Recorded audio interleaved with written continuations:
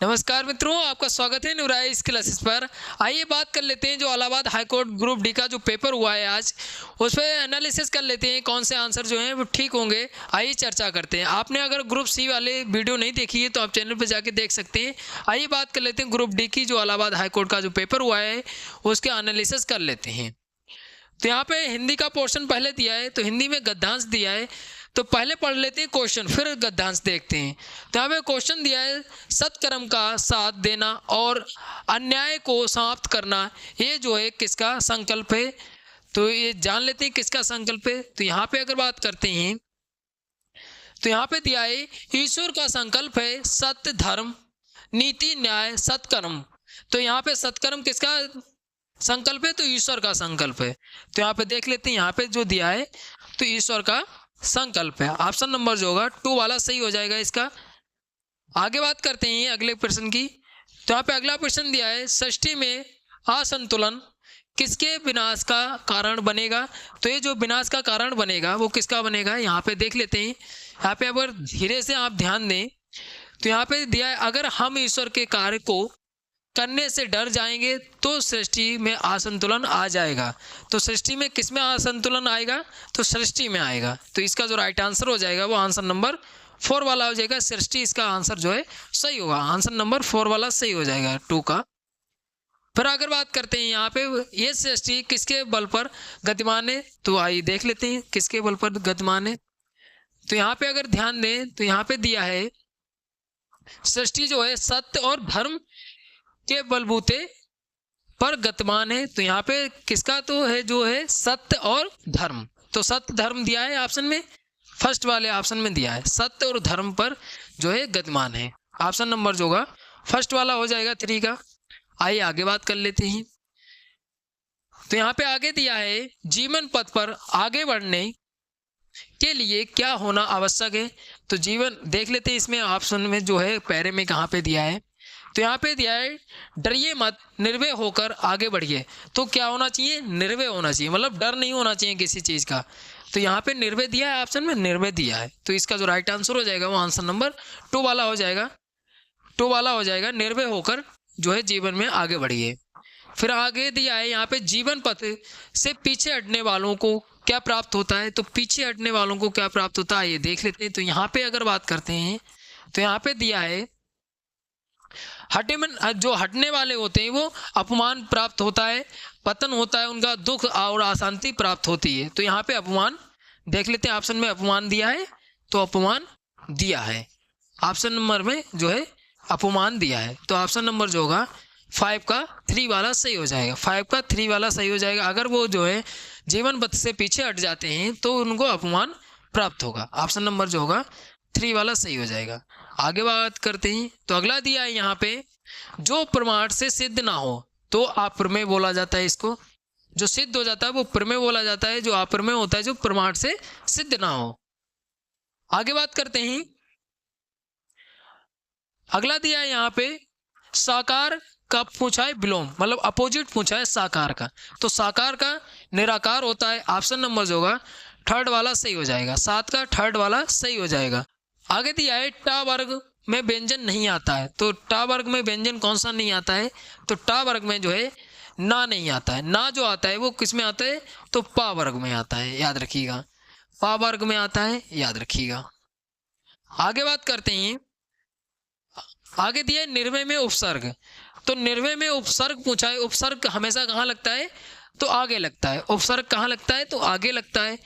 तो आगे देख लेते हैं, उपसर्ग आगे लगता है। तो इसमें निर्भय में जो उपसर्ग होगा वो ऑप्शन नंबर 4 वाला सही होगा, निर होगा। निर होगा। और निर्देय में भी उपसर्ग होता है, निर होता है, याद रखिएगा। तो इसका जो राइट आंसर हो जाएगा वो आंसर नंबर 4 वाला हो जाएगा, निर होता है इसका आंसर। 10 वाला क्वेश्चन दिया है, चौराहा। तो चौराहा में समास पूछा है, तो द्विगु समास होगा। इसमें जो है चौराहा मतलब जो चारों ओर से जो मिलता है वो चौराहा बोला जाता है। 4 रास्ते मिलते हैं उस पर चौराहा बोला जाता है, तो द्विगु समास होगा। इसमें जो है संख्या बताई गई है। अगले क्वेश्चन की बात करें तो अगला दिया है यहाँ पे, वन का पर्यायवाची नहीं है। यहाँ पे नहीं पूछा है वन का पर्यायवाची। तो इसका जो राइट आंसर हो जाएगा वो आंसर नंबर टू वाला हो जाएगा, नाराज भी नहीं होगा, और बाकी जो है वे तीनों बन के पर्यायवाची हैं। आगे बात करते हैं, आगे दिया है क्षत्रिय बड़े साहसी होते हैं। तो क्षत्रिय बड़े साहसी होते हैं, इसमें पूछा है बड़े शब्द क्या है। तो बड़े शब्द की अगर बात करें, देखिए बड़े शब्द तो विशेषण है, ठीक है, लेकिन साहसी भी विशेषण है, साहसी भी विशेषण है, तो प्रविशेषण हो जाएगा। ऑप्शन नंबर जो होगा थर्ड वाला सही हो जाएगा, 12 का थर्ड वाला सही हो जाएगा। आगे बात करते हैं, यहाँ पे बहुवचन पूछा है, मतलब प्लूरल पूछा है। तो यहाँ पे विद्यार्थी सिंगुलर है, लड़का सिंगुलर है, बच्चा सिंगुलर है, जो छात्र होते हैं, छात्र एक मतलब एक होता है, छात्रों लिखा है तो ये जो है प्लूरल हो जाता है, मतलब स्टूडेंट्स हो जाएगा। आगे बात करते हैं, अगला दिया है, यहाँ पे दिया है अगला एक वचन, मतलब सिंगुलर पूछा है। सिंगुलर में अगर बात करते हैं, फूलों प्लूरल है, वृक्षों भी बहुत सारे हो जाएंगे, तेलियां भी हो जाएंगे, नदी जो है वो सिंगुलर है। ऑप्शन नंबर जो होगा फर्स्ट वाला सही हो जाएगा। आगे बात करते हैं, आगे दिया है ये तुम्हें बापू के अमूल्य गुणों के आगे बात करते हैं, ये तुम्हें बापू के अमूल्य गुणों से अवगत कराएगा। तो यहाँ पे पूछा है विशेषण, मतलब एडजेक्टिव पूछा है, तो विशेषण जो होगा अमूल्य होगा, अमूल्य जो होगा विशेषण होगा। आगे बात करते हैं अगले प्रश्न की। तो यहाँ पे अगला प्रश्न दिया है, अगला दिया है कमरे में 4 खिड़कियां हैं। तो खिड़कियां जो है, खिड़की का लिंग पूछा है, तो लिंग जो होगा वो क्या होगा, स्त्रीलिंग होगा। खिड़कियां जो है स्त्रीलिंग होती हैं, याद रखिएगा। आगे बात करते हैं, यहाँ पे पवन, पवन का पर्यायवाची गलत पूछा है, मतलब गलत पर्यायवाची पूछा है पवन का। तो यहाँ पे प्रश्न को भी बड़े ध्यान से पढ़िएगा। पवन का देखिए वायु भी होता है, समीर भी होता है, मारुत भी होता है, जो रेगिस्तान में हवाएं चलती हैं। इसका जो राइट आंसर हो जाएगा वो आंसर नंबर 2 वाला होगा, अर्व।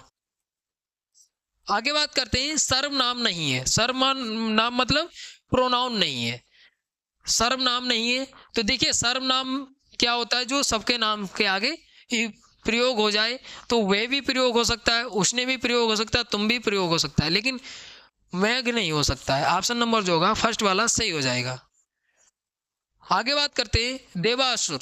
तो देवासुर में समास पूछा है, तो देवासुर में समास होगा दुंग, द्वंद्व समास होता है। ऑप्शन नंबर 4 वाला सही हो जाएगा। आगे बात करते हैं, अगला दिया है चारों भाई सुंदर, सुशील, नम्र, दयालु और सबल होते हैं। तो यहाँ पे पूछा, देखिए प्रश्न को बड़े ध्यान से पढ़िएगा। यहाँ पे पूछा केवल एक बार किस विराम चिन्ह का प्रयोग हुआ है। देखिए यहाँ पे कामा अर्ध विराम तो बहुत जगह लगा है, लेकिन अगर पूर्ण विराम की बात करें तो पूर्ण विराम एक ही बार प्रयोग हुआ है, तो पूर्ण विराम इसका आंसर होगा पूर्ण विराम। ऑप्शन नंबर 2 वाला सही हो जाएगा। आगे बात करते हैं अगले प्रश्न की। तो यहाँ पे 21 नंबर प्रश्न दिया है, चा का उच्चारण पूछा है। तो चा का उच्चारण होता है तालो। ऑप्शन नंबर 3 वाला सही हो जाएगा, ऑप्शन नंबर 3 वाला सही हो जाएगा। आगे बात करते हैं मानवता। मानवता में प्रत्यय पूछा है। प्रत्यय देखिए, प्रत्यय क्या होता है, पीछे लगता है, प्रत्यय मतलब पीछे, याद रखिए प्रत्यय मतलब पीछे लगता है। तो पीछे अगर बात करते हैं तो मानव अलग निकाल दीजिए, मानव अलग निकाल दीजिए, ता अलग दे, तो यहाँ पे ता जो हो जाएगा वो है प्रत्यय। ऑप्शन नंबर 1 वाला सही हो जाएगा, ता जो है प्रत्यय है इसमें। आगे बात करें, अगला दिया है धर्म आत्मा। तो इसका संधि विच्छेद होगा, वो होगा धर्म प्लस आत्मा। ऑप्शन नंबर 3 वाला सही हो जाएगा। फिर आगे बात करते हैं तपोवन की अगर बात करें तो तपोवन जो है उसका संधि विच्छेद होगा तपा प्लस वन। तो ऑप्शन नंबर 3 वाला सही हो जाएगा। आगे बात करते हैं अगले प्रश्न की।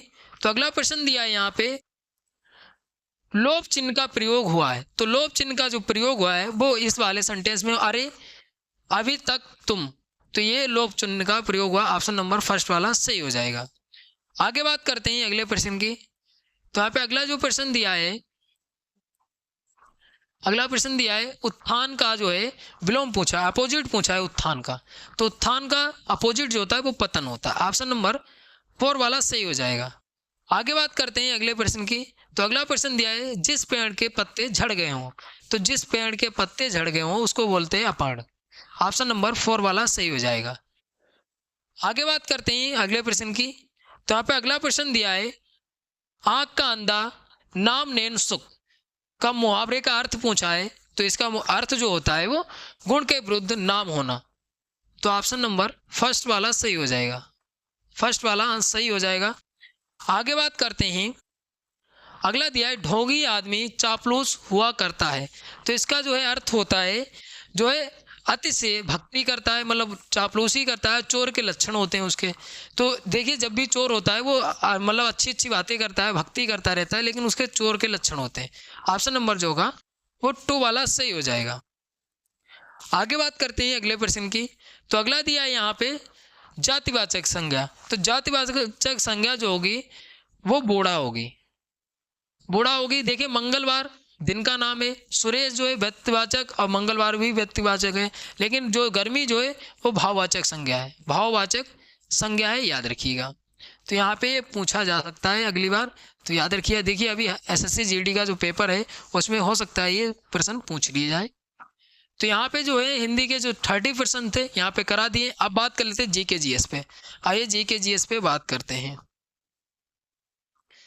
तो यहाँ पे जीके जीएस पे बात करें तो यहाँ पे जीके जीएस में पहला प्रश्न दिया है, वाइल नामक द्रव्य स्रावित होता है। तो बाइल जो स्रावित होता है वो जो है लीवर में स्रावित होता है, यकृत में स्रावित होता है। ऑप्शन नंबर 4 वाला सही हो जाएगा। आइए आगे बात करते हैं अगले प्रश्न की। तो यहाँ पे अगला प्रश्न देखिए, अभी जो ग्रुप सी का पेपर हुआ था उसमें भी ये पूछा गया था और फिर से पूछ लिया गया। यहाँ पे पूछा बेटी बचाओ बेटी पढ़ाओ जो है कार्यक्रम शुरू हुआ था 2015 में शुरू हुआ था। ऑप्शन नंबर फर्स्ट वाला हो जाएगा। सबसे पहले शुरू हुआ था हरियाणा में, सबसे पहले हरियाणा से शुरू होता है, याद रखिएगा।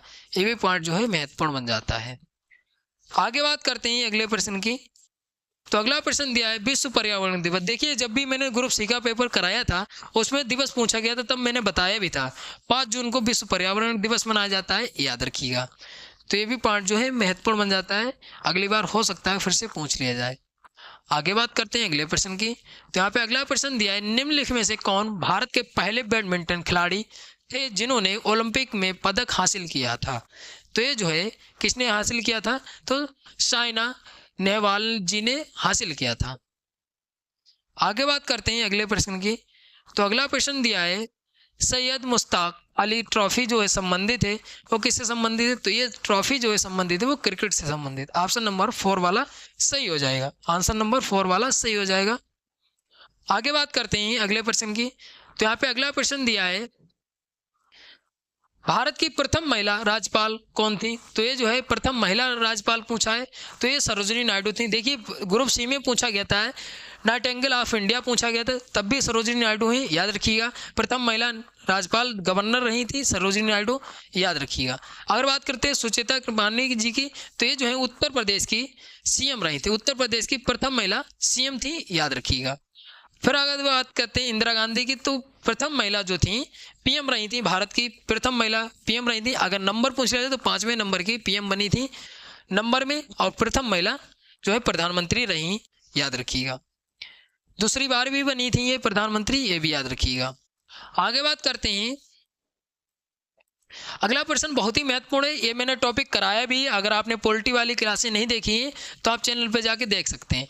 यहाँ पे दिया है भाषण अभिव्यक्ति की स्वतंत्रता का उल्लेख पूछा है भारतीय संविधान में कहाँ पे किया गया। तो अनुच्छेद जो है 19(1)(a) में किया गया है।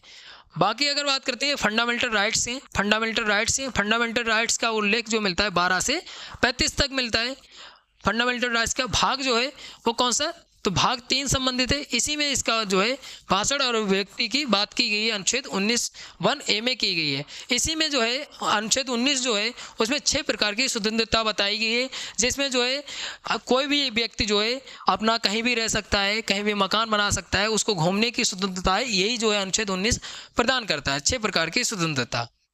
आगे बात करते हैं, अगर आपने फंडामेंटल राइट्स वाली वीडियो नहीं देखी है आप चैनल पे जाके देख सकते हैं। देखिए यहाँ पे आपको क्वेश्चन कितना भी बड़ा दिया हो, यहाँ पे पूछा है वेद सबसे प्राचीन वैदिक युग। तो सबसे प्राचीन जब आता है वेद तो ऋग्वेद होगा, ऑप्शन नंबर जो होगा वो 3rd वाला सही हो जाएगा। आगे बात करते हैं, यहाँ पे दिया है किन के जन्मदिन की याद में सुशासन दिवस। देखिए अभी हाल ही में मनाया गया था, आपको याद हो जिस दिन क्रिसमस डे मनाया जाता है उसी दिन सुशासन दिवस भी मनाया जाता है। अब ये जो है मनाया जाता है अटल बिहारी वाजपेयी के दिवस पे मनाया जाता है सुशासन दिवस। कब मनाया जाता है? 25 दिसंबर को मनाया जाता है। 25 दिसंबर को ये सुशासन दिवस मनाया जाता है, याद रखिएगा 25 दिसंबर को सुशासन दिवस मनाया जाता है।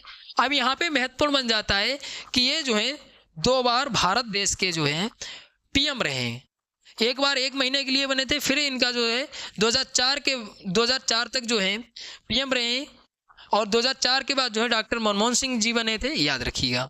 जवाहरलाल नेहरू जो है क्या रहे थे? तो जवाहरलाल नेहरू जो है भारत के पहले पीएम रहे थे, प्राइम मिनिस्टर रहे थे, याद रखिएगा। आगे बात करते हैं,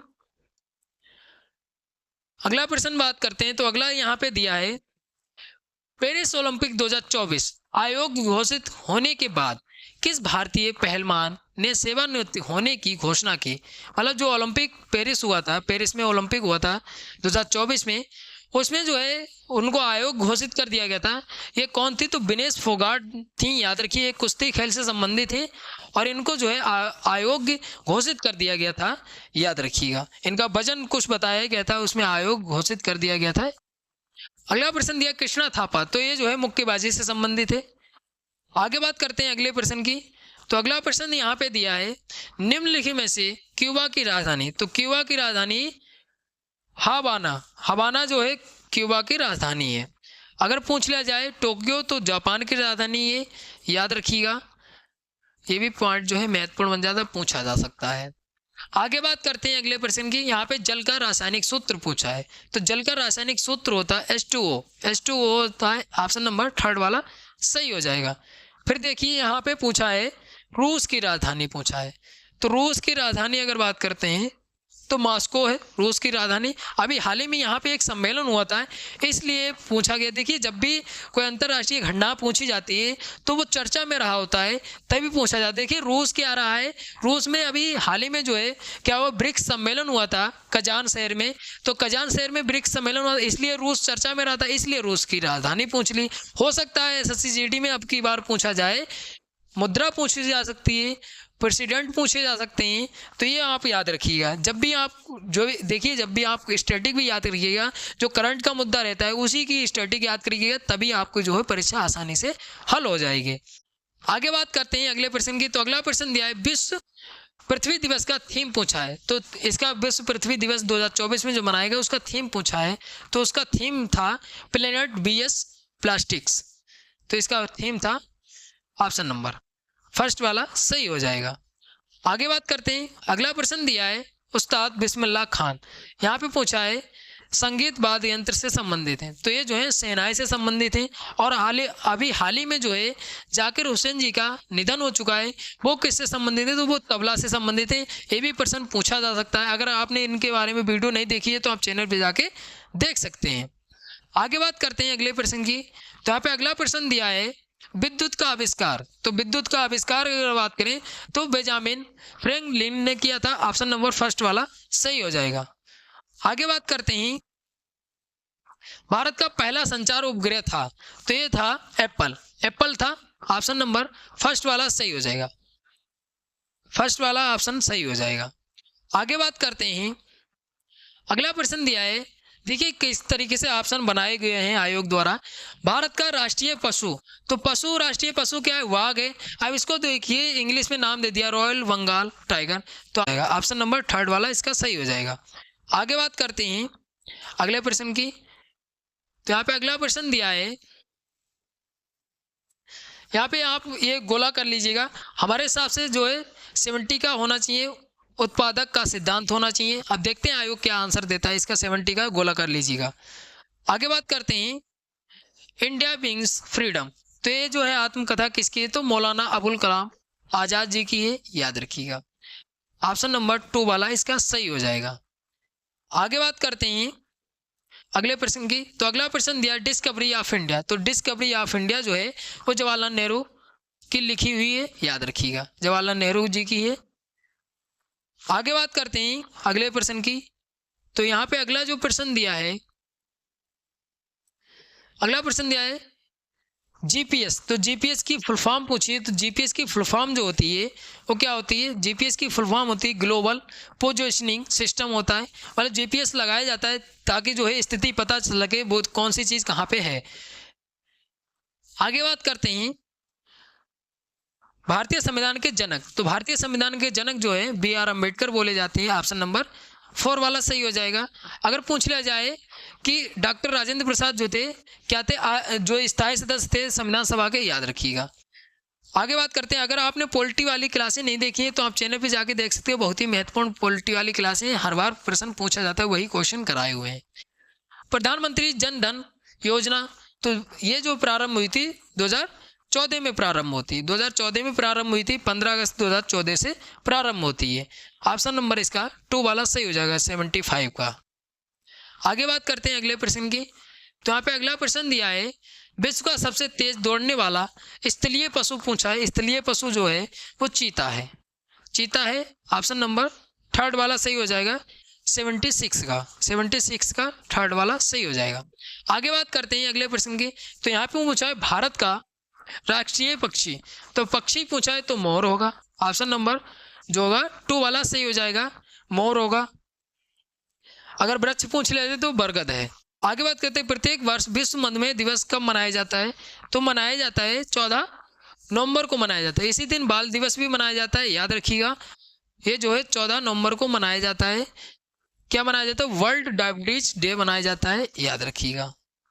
आगे बात करते हैं अगले प्रश्न की, तो यहाँ पे अगला प्रश्न दिया है भारत के मिसाइल मैन, तो भारत के मिसाइल मैन जो कहे जाते हैं वो डॉक्टर एपीजे अब्दुल कलाम कहे जाते हैं। अगर आपने कक्षा 8 वाली बुक पढ़ी होगी तो इसमें उनका यह जीवन परिचय दिया, उसी में ये जो है कहा गया है, याद रखिएगा। देखिए 6 से लगाकर 12वें तक की जो किताब है उन्हीं में से है जो है प्रश्न बनते हैं। आज का लास्ट जो प्रश्न दिया है जीके जीएस का प्रश्न दिया, संयुक्त राज्य अमेरिका की आधिकारिक मुद्रा, तो अमेरिका का जो है डॉलर है, याद रखिए। अमेरिका का क्या है? तो डॉलर है। अगर यूरो की बात करें तो यूरो की जो है जर्मनी की है, फ्रांस की है, ऑस्ट्रिया की है, याद रखिएगा। अगर पूछ लिया जाए दिनार, तो दिनार किसकी है? तो दिनार जो है वो सऊदी अरब की है। और टका पूछ लिया जाए, अभी जो है उसका हुआ था ग्रुप सी का पेपर, उसमें टका मुद्रा पूछी गई थी। टका जो है किसकी है? तो ये जो है बांग्लादेश की है। अगर पूछ लिया जाए पौंड स्टारलिंग, तो ये जो है किसकी है? यूनाइटेड किंगडम की है। ये ग्रुप सी में पूछा गया था। तो यहाँ पे मुद्राएं भी पूछी जाती है, राजधानी भी पूछी जाती है, प्रेसिडेंट भी हो सकता है अगली बार पूछ लिया जाए। तो यहाँ पे जितने भी हिंदी के जीके जीएस के जो प्रश्न आए हुए थे यहाँ पे एनालिसिस किया है। मिलते हैं अगली वीडियो में, तब तक के लिए धन्यवाद।